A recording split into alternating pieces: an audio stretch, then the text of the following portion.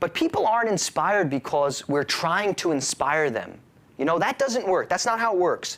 People are not inspired. You know, your grandmother doesn't inspire you because she tried to inspire you, or your father, or your middle school teacher. Notice how I'm not talking about anybody famous or rich, or your priest, or a neighbor, or somebody that you only met for 5 minutes in your life.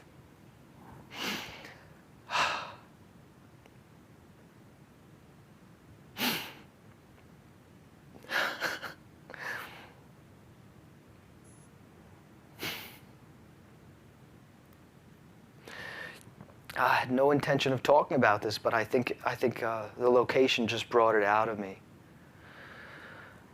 About a month ago, my cousin, Christopher Fariello, he's a police officer in Tallahassee. You may have seen it on the news. He was chasing a suspect that had that had shot his wife and 2 daughters. And the suspect was fleeing in a car.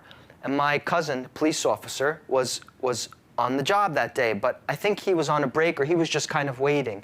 And the officer called in, "I need help." And Chris was the closest one to the scene, and he chased the person. He chased the suspect. And there was 2 cars chasing the suspect. One was a civilian car and one was my cousin.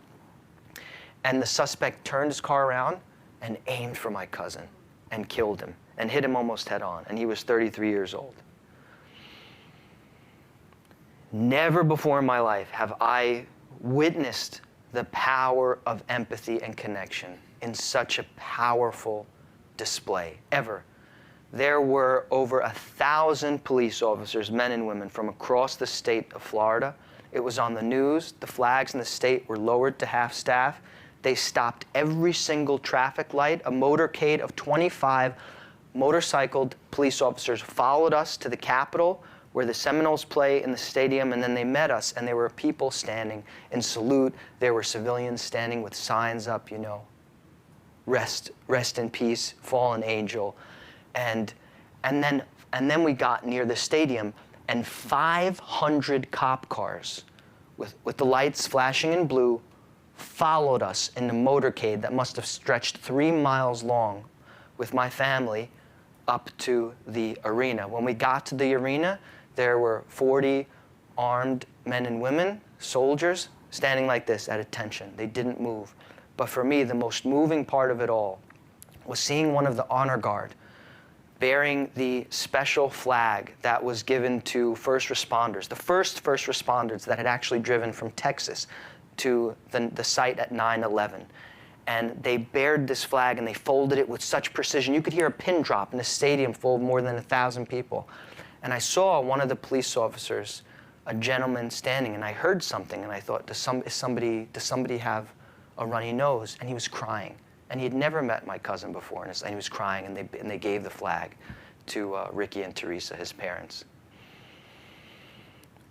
When we can finally transcend our own self-importance, it creates a vacuum, a magnet, where other people feel safe, where other people they actually become attracted to us. They want to be around us. They want to be with us. There's nothing more attractive than selflessness.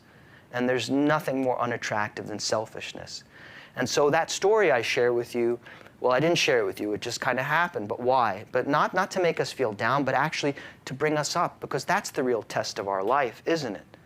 The test of life is not, well, how much stuff do we have, and how much money did we win, and what's our status, and what does this person think about me, and what is that, and how many likes do I have? No, the status is when push comes to shove, when our moment comes, whatever that moment is, and it might just be a coworker that's having a really tough day, and we want to go home, we don't want to be there anymore. What do we do in that moment? Or a client that's asking for just one more thing, and we already feel tapped out. Can we be there for them? Or a neighbor, or a stranger, or somebody that we'd only meet once in our life. Look at my cousin. He gave his life saving somebody that he never met once in his life. But that's really it's a guidepost for each of us.